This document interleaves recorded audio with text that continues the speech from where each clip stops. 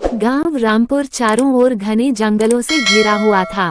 वहां के लोग रात के समय जंगल की ओर जाने से डरते थे, क्योंकि कहा जाता था कि वहां एक भूतिया आत्मा भटकती है। कई लोगों ने जंगल में एक काले साए को देखने की बात कही थी, लेकिन किसी को यकीन नहीं था कि वह साया असली था या महज एक अफवाह। गांव में अर्जुन नाम का एक 10 साल का लड़का था, जिसे भूत प्रेत की कहानियां बहुत पसंद थीं। वह अक्सर अपने दादा से भूतिया किस्से सुना करता, पर वह बाकी गांव वालों की तरह डरा हुआ नहीं था, बल्कि वह जानना चाहता था कि जंगल में सच में भूत है या सिर्फ एक कहानी।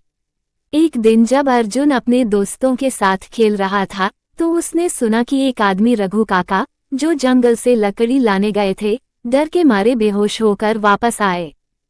जब होश आया तो उन्होंने बताया कि उन्होंने एक लंबे बालों वाली सफेद साड़ी पहनी हुई और हवा में तैरती एक औरत देखी, जिसने डरावनी आवाज में उनका नाम पुकारा था। ये सुनकर गांव के लोग और भी डर गए। अर्जुन को ये सब जानकर बहुत उत्सुकता हुई।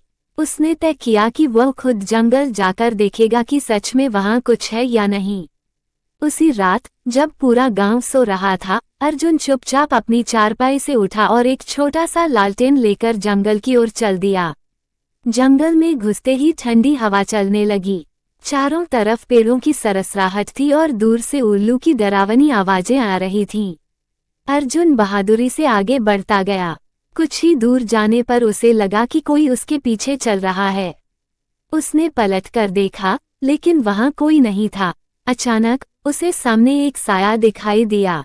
वह धीरे धीरे अर्जुन की ओर बढ़ने लगा। अर्जुन का दिल तेजी से धड़कने लगा, लेकिन उसने हिम्मत नहीं हारी। उसने जोर से पूछा, तुम कौन हो? साया रुक गया और उसकी जगह एक महिला की आत्मा प्रकट हुई। वह सफेद साड़ी पहने हुए थी, उसके लंबे बाल बिखरे हुए थे और उसकी आंखों से आंसू बह रहे थे। उसने कांपती आवाज में कहा, डरो मत बेटा, मैं किसी को नुकसान नहीं पहुंचाती।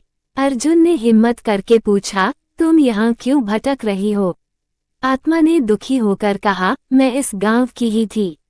मेरा नाम राधा था। मेरी शादी नहीं हुई थी और मेरे माता पिता की मृत्यु के बाद मैं अकेली रह गई थी। गांव वालों ने मुझ पर कई झूठे आरोप लगाए और मुझे इस जंगल में मरने के लिए छोड़ दिया। मेरी आत्मा अब भी न्याय की तलाश में है। अर्जुन को ये सुनकर बहुत दुख हुआ। उसने कहा, मैं तुम्हारी मदद करूंगा, लेकिन मैं एक बच्चा हूँ, मैं क्या कर सकता हूँ? आत्मा मुस्कुराई और बोली, बस गांव वालों को मेरा सच बताने में मेरी मदद करो, ताकि मेरी आत्मा को शांति मिले। अगली सुबह अर्जुन ने गांव के मुखिया से लेकर सभी लोगों को बुलाया और पूरी बात बताई। पहले तो किसी को यकीन नहीं हुआ, लेकिन जब अर्जुन ने बताया कि आत्मा ने उसकी मदद क्यों मांगी, तो कुछ बुजुर्गों को पुराने समय की बातें याद आ गईं। गांव की एक बूढ़ी अम्मा रो पड़ी और बोली, ये सच है।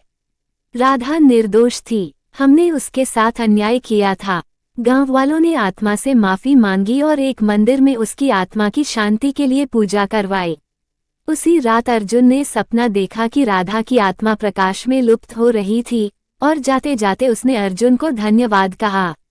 उसके बाद जंगल में कभी किसी ने भूत को नहीं देखा और अर्जुन गांव का हीरो बन गया।